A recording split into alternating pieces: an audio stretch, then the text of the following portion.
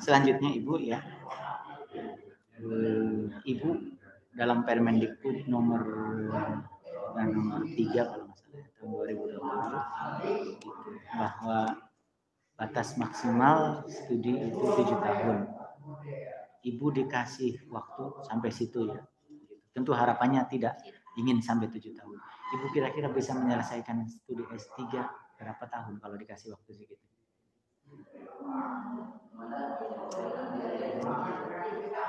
Tiga. Baik ya. Siap. Baik, saya ingin menyampaikan bahwa kuliah di kita itu selama 3 semester. Beres perkuliahan dan kemudian di akhir semester 3 itu kita ada kontrak dan seminar proposal. Setelah semester 3 silakan Ibu penyusunan disertasi ya kayak gitu. Lebih cepat kita ada yang 2 tahun 8 bulan kayak gitu. Ya rata-rata 3 tahun begitu ya. Hanya saja Ibu ya perlu disampaikan bahwa untuk S3 sekarang itu yang mungkin lebih lama. Kalau penyusunan disertasi katakanlah bisa sampai 3 tahun ya kayak gitu.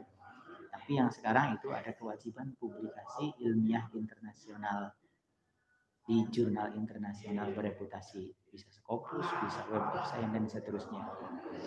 Ibu pernah mengenal istilah-istilah jurnal itu? Bagaimana pandangan Ibu? Lumayan karena juga pernah lolos juga pernah 2 kali. Memang prosesnya lama, kemudian butuh biayanya juga lumayan, waiting listnya panjang gitu ya. Tapi ya jadi motivasi saja, mudah-mudahan nanti dimudahkan saja prosesnya untuk kebutuhan studi akhir nanti. Baik, Ibu tidak menganggap bahwa ini sebuah hambatan dalam studi Ibu ketika ada kebijakan untuk publikasi wajib publikasi di jurnal internasional? Insya Allah tidak, karena itu kan juga kebutuhan yang memang sudah dihadapkan saya dari kampus juga itu jadi tuntutan Pak.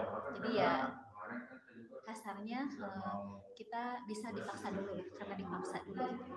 Jadi dengan adanya kewajiban itu mudah-mudahan jadi motivasi saya untuk terus belajar mengenal lebih jauh tentang proses publikasi internasional tersebut.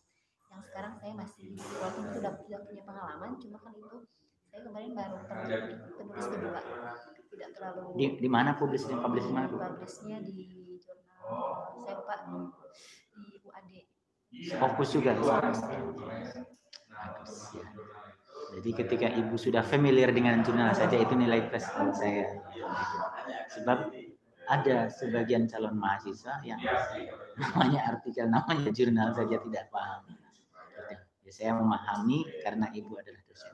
Baik, satu pertanyaan lagi terakhir ya. Saya tidak lama-lama kayak gitu karena hari ini hari Jumat. Kecuali hari lainnya. Baik, pertanyaan terakhir. Salah satu alternatif untuk bisa lulus studi tepat waktu 3 tahun yaitu Ibu memiliki dari sekarang judul tentatif untuk penelitian riset doktornya. Kira-kira apa tentang apa Ibu? Sepertinya saya tertarik dengan isu yang sekarang sedang ramai perbincangan tentang kurikulum merdeka. MBKM. Iya, MBKM itu. Jadi saya akan mencoba mungkin nanti akan mengulik tentang bagaimana proses pengelolaan realisasian kurikulum atau kebijakan tentang kampus merdeka belajar tersebut di tingkat sekolah seperti itu. MBKM di sekolah, di perguruan tinggi? Bisa di sekolah, bisa juga di tingkat perguruan tinggi. Fokusnya kepada apa? Yang pertama tentang bisa ke tentang administrasi pengelolaan administrasi, karena kan ternyata banyak sekali perubahan dari kurikulum merdeka tersebut dalam hal administrasi atau pengelolaan pendidikan yang di tingkat sekolah seperti itu. Baik, yes. Satu pertanyaan lagi ya, dan tentu tadi untuk proposal atau apa namanya judul sementara disertasi, kalau Ibu sudah berkomitmen dengan judul itu, maka dari mulai sekarang agar difokuskan, sebab semester 1, semester 2 itu berjalan sekitar sangat cepat ya. Kalau di semester 1, semester 2, apalagi semester 3 belum tahu apa yang akan menjadi riset disertasi Bapak, ya kayak gitu Ibu. Gitu. Saya kira target untuk lulus 3 tahun masih mengambang ya. Baik. Silakan Ibu. Ya, insya Allah sih sudah ada beberapa, hanya dari saya sudah, karena emang niat ya, jadi saya sudah search beberapa topik yang benar saya menarik dan bisa saya kerjakan, tapi mungkin dari sekian list daftar yang sudah saya buat, saya menjatuhkan pilihan pada terkait kebijakan MBKM tersebut, karena itu juga sekarang sedang merupakan isu yang sedang yang sedang ingin di satuan pendidikan juga. Memang semoga itu juga bisa memaksa saya untuk bisa lebih banyak terkait bagaimana pengerealisasian terkait program Merdeka Belajar tersebut di satuan pendidikan. Kebetulan juga tahun ini saya menjadi dosen pembimbing kampus mengajar juga,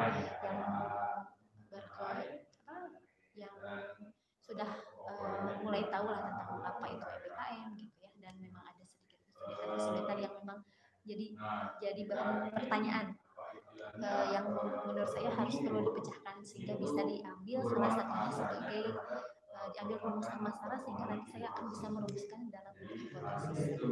Jadi karena temuan-temuan saya selama menjadi dosen pembimbing lapangan di kampus mengajar kemarin, itu banyak sekali temuan-temuan yang saya coba kemarin rumuskan menjadi beberapa rumusan masalah, sehingga itu cukup buat saya untuk menjadi bekal nanti untuk bisa dijadikan sebagai bahan atau topik. Nantinya akan saya perkuat dengan kajian literatur, kemudian bisa juga nanti saya perkuat dengan kajian dengan wawancara baik ke pakar atau pihak-pihak yang berhubungan dengan hal tersebut, sehingga bisa memperkuat tersusunnya suatu hipotesis. Insya Allah. Jadi memang karena saya sudah niat, jadi sudah saya persiapkan, Pak. Baik ya. Pak Romdah itu bagus juga ya, kayak gitu, rajin anaknya. Jadi banyak teman-teman yang katakanlah saling memotivasi ya, ini bisa saling bertanya. Apalagi mereka sudah berpengalaman bagaimana dengan dosen A, dosen B. Baik, saya kira itu saja Ibu Lia Yulisma. Gitu, saya sudah cukup mendapatkan informasi tentang Ibu ya, tentang profil dari mulai pertama saya wawancara sampai akhir ya. Mohon izin kayak gitu. Nanti informasi dan seterusnya bisa dilihat Pak website atau panitia saja Ibu gitu.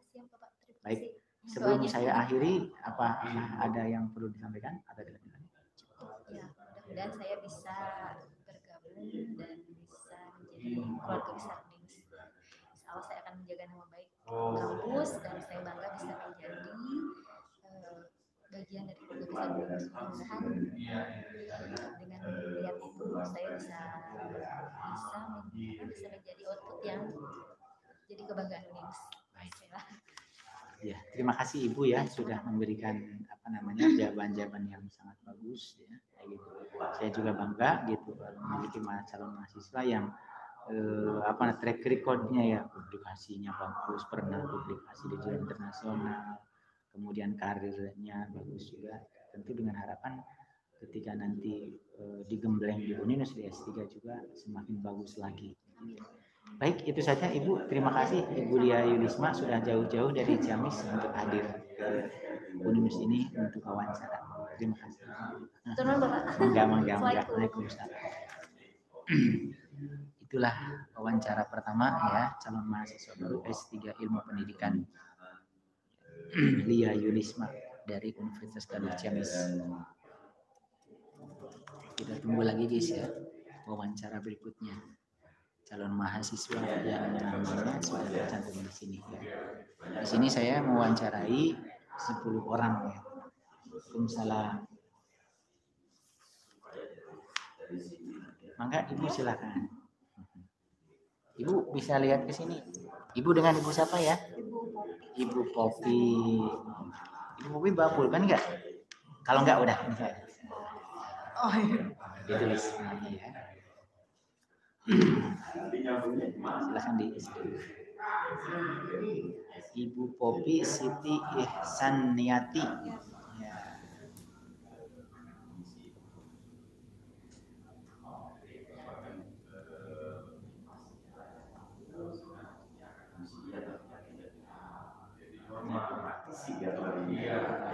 Ilmu pendidikan.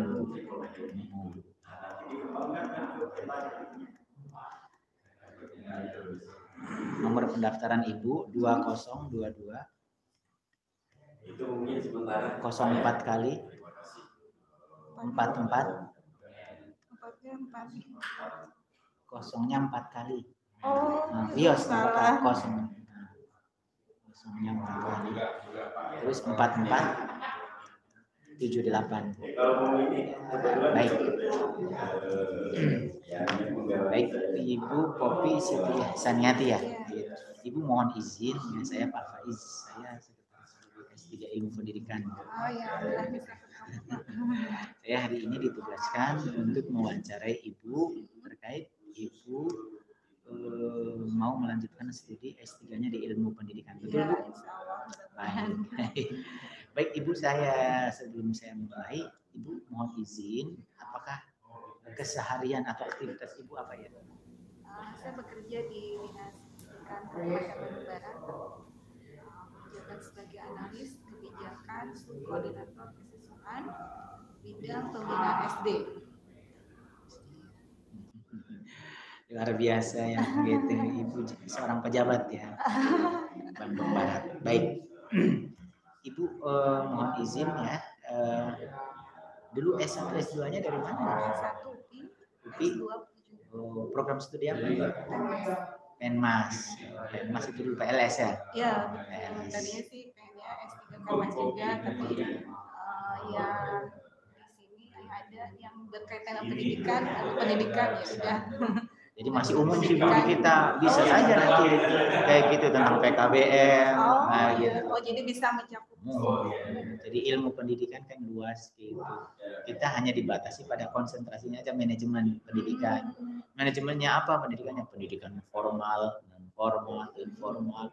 Ada kajian tentang pesantren, ada kajian tentang PKBM, homeschooling, banyak terserah gitu. Tidak terkonsentrasi. Semua. Baik. Jadi Ibu sudah ini ya, sudah bekerja ya. Baik. Nah, Ibu untuk S3 ini, S3 Unilis ini, Ibu tahu dari mana ya? Kebetulan di lingkungan saya bekerja juga ada alumni. Siapa? Pak Rusyana Kamarin ya. Mau neta penelitiannya kan di P4TK ya. Iya, P4TK kebetulan kan Kabid saya juga sebelumnya. Oh, eta. Ya, kemudian Pak Kabid yang sekarang di SD juga alhamdulillah memberikan izin kan sebelum saya ikut tes juga harus ada izin dari pimpinan terlebih dahulu. Dan alhamdulillah lingkungan kantor mendukung. Iya. Alhamdulillah ya. Jadi kebanyakan memang pelamar calon S3 kita tahu misalnya dari rekannya. Iya, dari alumni. Dari alumni gitu. Baik, alhamdulillah memang alumni kita tersebar di mana-mana. Iya. Kemarin juga Pak Rusana gitu saya. Baik. Baik, Ibu kalau S3 ini beasiswa atau bukan? Dia sendiri, Pak, mandiri. Mandiri gitu. Ibu tahu UKT-nya berapa ya? Saya lihat dari internet. Semua. Gitu ya. Insya Allah Ibu ya. Mudah-mudahan. Ada rezekinya ya kayak gitu. Ibu kalau memang lebih cepat studinya kayak gitu ya. Kalau hitung katakanlah 12,5 juta 3 tahun selesai itu lebih murah dibandingkan dengan perguruan tinggi lain begitu. Berarti berapa? Sekitar berapa? Kalau perguruan tinggi lain kan sudah mahal ya kayak gitu. Terutama juga. Kalau itu bisa di manage Pak. Misalnya 3 tahun tuh saya itu yang selesai gitu. Dari awal gitu. Bisa di manage misalnya disertasi penelitian yang S2 itu bisa ditindaklanjuti apa dikembangkan lagi. Iya, maksudnya begitu. Iya, betul. Makanya saya nanti akan bertanya kayak gitu ya. Terkait dengan judul disertasi Ibu. Tentatif ya kayak gitu. Sebab untuk mahasiswa S3 gitu. Semester 1 juga sudah ditanyain kayak gitu dan diperbolehkan karena di semester 1 itu ada perspektif riset pendidikan. Yang di situ dosennya meminta biasanya apa sih judul Ibu kayak gitu. Nanti diarahkan dari situ semester 1, semester 2 apalagi, semester 3 apalagi begitu. Jadi tujuannya dicapai gitu. Baik. Nah, lanjut saja ya. Kira-kira Ibu kalau tadi dari UPI ya, dari Penmas, ya, kemudian S3 ini kalau diterima, kira-kira apa yang menjadi bahan riset untuk dikaji dalam disertasi Ibu? Ya, kalau kemarin waktu di S2 kan tentang penelitian kualitatif ya Pak. Jadi tentang pemberdayaan perempuan dan mengambil program itu di kami ada program peka. Nah, kemandirian perempuan, jadi bagaimana perempuan bisa meningkatkan kemandiriannya di masyarakat gitu. Kalau berkaitan dengan basic saya waktu S2 gitu. Nah, itu pada saat saya sidang para pengujinya menyampaikan alangkah lebih baik itu dikembangkan juga di S3 karena pada saat S2 kan belum secara mendalam gitu ditelitinya. Gitu. Baik ya, tentang pemberdayaan perempuan ya. Iya. Baik. Nah, banyak ya di kita ada beberapa yang disertasi yang memang topiknya tentang pemberdayaan perempuan di lembaga tertentu, misalnya kita lokasi penelitiannya ya.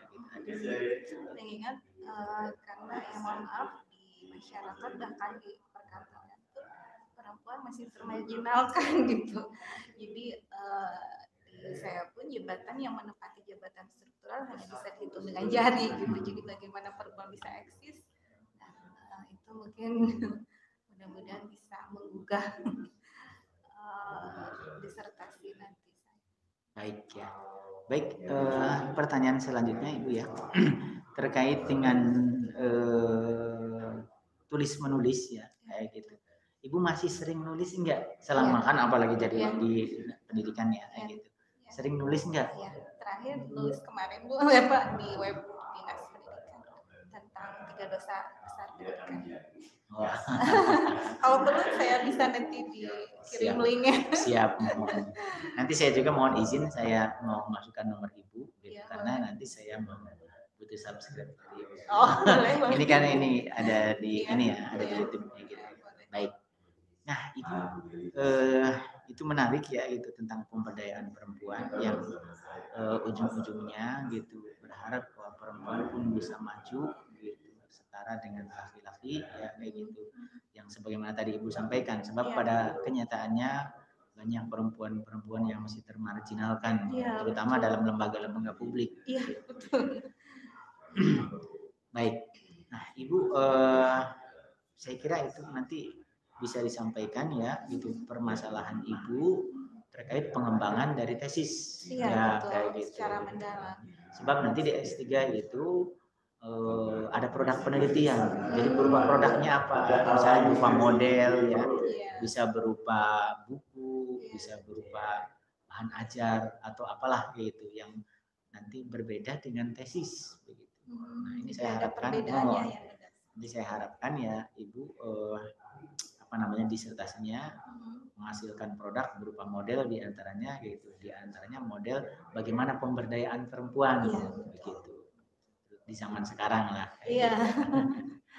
Baik, karena kan harus ada ininya ya, harus ada kebaruan dan up to date-nya. Gitu. Bagaimana dikaitkan dengan konteks sekarang begitu.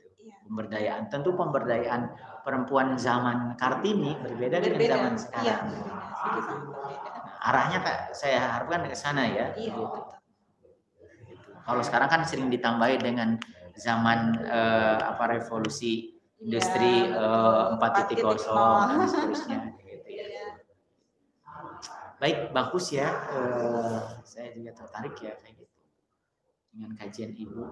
Apalagi kemudian kan di kita di dalam disertasi itu bagaimana konteks pemberdayaan perempuan itu dikaitkan dengan landasan teologis. Landasan teologis bagaimana Islam ya, karena kita kan orang Muslim ya, memandang tentang perempuan. Itu kan sangat tinggi. Misalnya kan al-jannah, surga saja ada di bawah telapak kaki Ibu ya. Tingginya ya.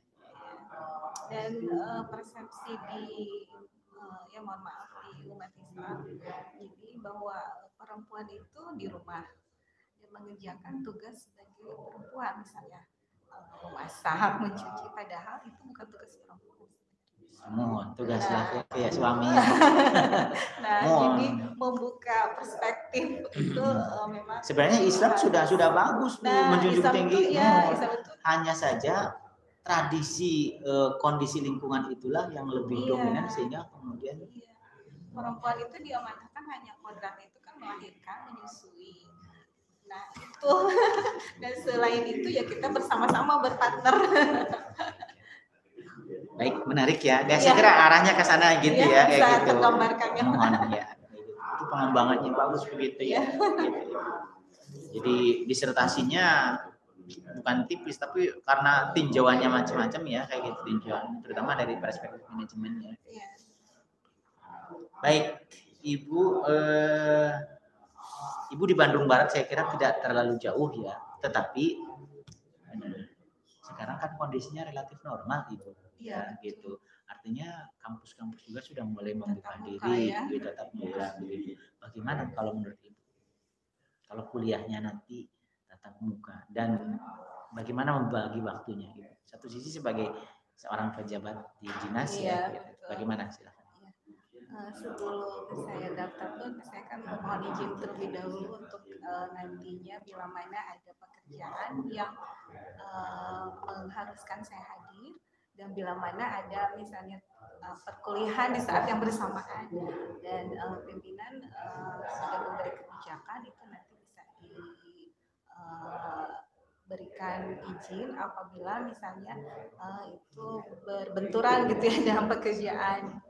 Jadi strategi yang digunakan misalnya kalau misalnya rapatnya benar-benar penting yang mengharuskan saya hadir, ya saya mendahulukan pekerjaan. Namun kalau misalnya di saat yang bersamaan itu harus tatap muka, nanti itu bisa dikoordinasikan dengan pihak pekerjaan gitu, pihak pimpinan gitu.